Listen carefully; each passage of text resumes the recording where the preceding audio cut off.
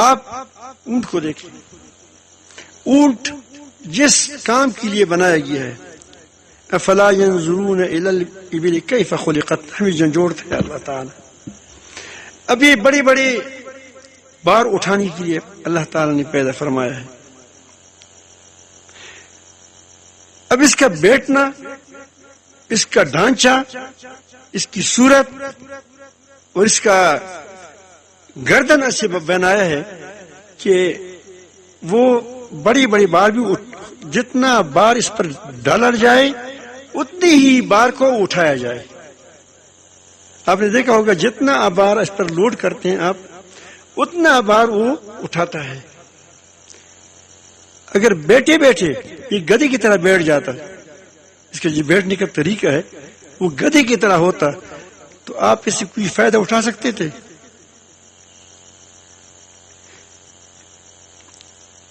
تو ہر چیز کو اللہ تعالی نے عدل و قسط پر بنایا ہے کہ اس سے وہ فائدہ بھی وہ اٹھا سکتا ہے. ورنہ اگر یہی اونٹ ہے، اتنا اس کا ڈھانچہ ہوتا ہے، اسی بڑا ڈھانچہ ہوتا، لیکن اس نے بیٹھنے کا طریقہ اور ہوتا، اس کا کوہان نہیں ہوتا، اس کا گردن لمبا نہیں ہوتا، تو یا اس کا جو گلو بند ہے اس میں پھنس جاتا ہو، وہی مر جاتا، کیوں چھڑائی پر جاتا ہے. یہ بڑے تو یہ پھر پوری قوم کو ہم بلاتے کہ آج ہماری اونٹ پر کیا ہم نے بار کرنا ہے، کیونکہ اگر اٹھائے اس پر بار کرتا تو پھر بھی اتنا بڑا اس کے لیے بڑی بندوبست کرنی پڑتی. اگر بیٹھے بیٹھے اس کی پر بار کرنا ہوتا تو سب مل کر اس کو سمیت اس کو اٹھانے کے لیے ہم کوشش کرتے. لیکن اللہ تعالیٰ جل جلالہ نے جو چیز پیدا کی ہے ایسے اس کو مناسب وجود دیا اور اس طرح ترتیب کے ساتھ اس طرح بنایا ہے کہ وہ ہمیں آسانی سے وہ فائدہ دے دیتا ہے. یہ عدل و قسط کا نتیجہ ہے. آپ کے اپنی منہ میں دانت دیکھو، اپنی منہ میں دانت دیکھو، ایک دانت کو اپنی جگہ سے دوسری جگہ پر رکھیں، کیا آپ کھانا کھا سکو گے؟ ایک داہیہ نے ایک عام مسلمان سے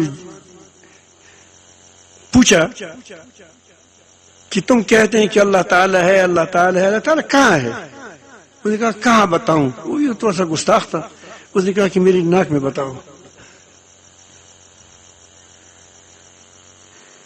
اس نے بالفل بدیہ یک دم جواب دے دیا کہ میرے رب نے تمہاری ناک کو تمہاری منہ پر رکھا ہے. آپ تم اور تمہارے سارے دوست، خواہ وہ سائنسدان ہو، جتنے تمہارے لوگ ہیں، سب جمع ہو کر اس کے لیے ایک اور چیز، یہ تو اتفاقی، اب تم کہتے ہو کہ اتفاقی طور پر بنا ہے، اب تم سب مل کر اس کو اتفاق کے ساتھ اس جگہ سے ہٹا کر کسی اور جگہ پر رکھتے. اس نے سوچا کہ کہاں رکھیں گے؟ سر پر رکھیں گے تو کہانی کو پھر وہاں لے جائیں گے کہ دیکھو کیا سونگ لو کہ کیا ہے اس میں، پخانہ ہے یا حلوہ ہے. ایک انداز میں نہیں دیکھ سکتے. کہاں رکھیں؟ بغل میں رکھیں، پیچھے رکھیں، کہاں رکھیں؟ وہ سوچتا رہا تو اس نتیجے پر پہنچا کہ کہا کہ لا الہ الا اللہ محمد رسول اللہ. وجہ کیا تھی؟ وہ سمجھ گیا کہ چوکیدار دروازے پر ہوتا ہے. چوکیدار کہاں ہوتا ہے؟ دروازے پر ہوتا ہے. اللہ تعالیٰ جل جلالہ نے اس کو چوکیدار بنایا ہے اور دروازے پر رکھا ہے. منہ دروازہ ہے، اسی چیزیں اندر ہوتی ہے، انسان کے اندر داخل ہوتی ہے. اب یہاں سے اس کو ہٹائے، حسن بھی ختم ہو جائے گا اور چوکیداری بھی ختم ہو جائے گی. چوکیدار کو دروازے سے ہٹائے کہو کہ جنگل میں بیٹھ جاؤ، کیا کرے گا؟ اب جو بھی آپ چیز کہتے ہو تو تمہاری اس کو آپ کو بتاتا ہے کہ چیز ٹھیک ہے یا غلط ہے، اندر لے جاؤ یا نہ لے جاؤ. بہرحال میں عرض کرتا ہوں کہ آپ اپنے اندر دیکھیں، کائنات میں دیکھیں، آفاق میں دیکھیں، یہ پوری کائنات تمہارے لیے بنائی گئی ہے. جس رب نے اتنا احسان کیا ہے، اور آپ کی اس کے مطابق آپ کو صلاحیتیں دی ہیں، عقلی صلاحیتیں، توانائیاں دی ہیں، آپ نے عقل اپنی طرف سے لایا ہے. ماں کے پیٹ میں آپ کو، جب ماں کے پیٹ سے آپ پیدا ہو گئے، تم سے بلی کا بچہ چاہتا، بلی کا بچہ اپنی ماں کی تنوں کو دیکھ اس کو وہ ڈھونڈتا تھا. اور آپ جب پیدا ہو گئے تو آپ کو یہ بھی پتہ نہیں تھا کہ ہمیں کہاں منہ لگانا ہے. تم کو چوسنی پلائی گئی، کیا کہتے ہیں جو گٹی میں آپ کو بتایا گیا کہ دیکھو یہ چوسو. پھر اس کے بعد آپ نے چوسنا سیکھ دیا، پھر کہا، پھر وہاں گود میں لایا. بلی کا بچہ اپنی ماں کی گود میں پیشاب نہیں کرتا. تم اتنے زبردست تھے، اتنی بڑی علم والے تھے کہ نہ باپ کو دیکھا، نہ ماں کو دیکھا، نہ بزرگ کو دیکھا، جہاں بھی آپ کی طبیعت ہو گئی وہاں کیا گیا، پیشاب کر دیا. اس ساری باتوں سے میرا مقصد یہ ہے کہ اللہ تعالی جل جلالہ نے آپ پر احسان کیا.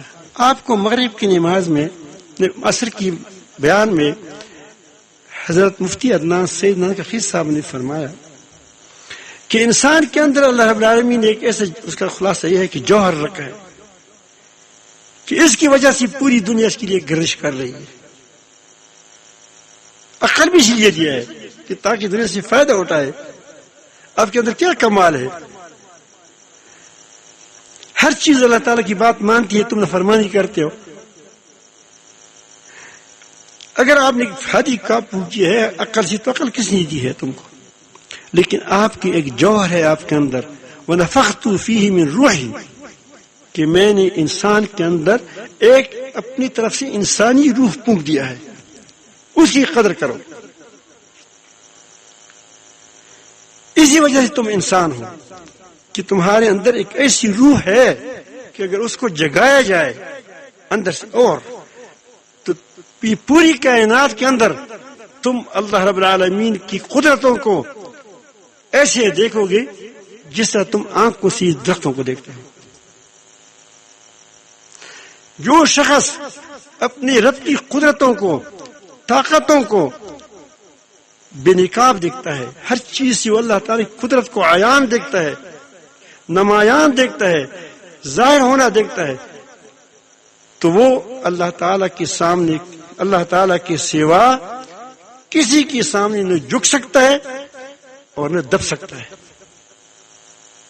اس کا نام توحید ہے. اس کا نام کیا ہے؟ توحید ہے.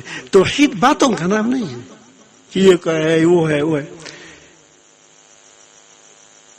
ایک ہے باتیں، ایک ہے باتوں، ایک ہے روح، اور ایک ہے اس کی باتوں کی پشت پر ایک عمل.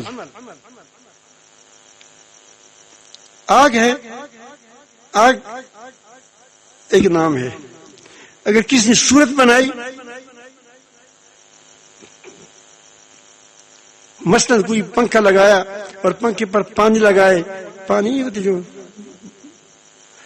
پتنگوں میں استعمال ہوتے ہیں، جو آپ کیا کہتے ہیں، یہ اوپر اڑاتے ہیں، پتنگوں میں اڑاتے ہیں، سرخ سرخ پانی ہو اور وہاں لیٹے لگائے سرخ سرخ، اور اس پنکھے کو چالو کریں تو لوگ کہیں گے آگ کی شغل ہے. لیکن کیا یہ پنکھا کسی چیز کو جلا سکتا ہے؟ نہ نام نے جلایا، نہ پنکھے نے جلایا، وہ صورت نے جلایا. یا تصویر نکالو بہت شاندار، ایسے سندری کی طرح لگاؤ کہ یہاں آگ لگی ہے، تو وہ تو خود اس کاغذ کو بھی نہیں جلا سکتا. اگر ہمارا ایمان کی پشت پر عمل کی تصدیق نہ ہو، اس کے اندر صفات نہ ہو،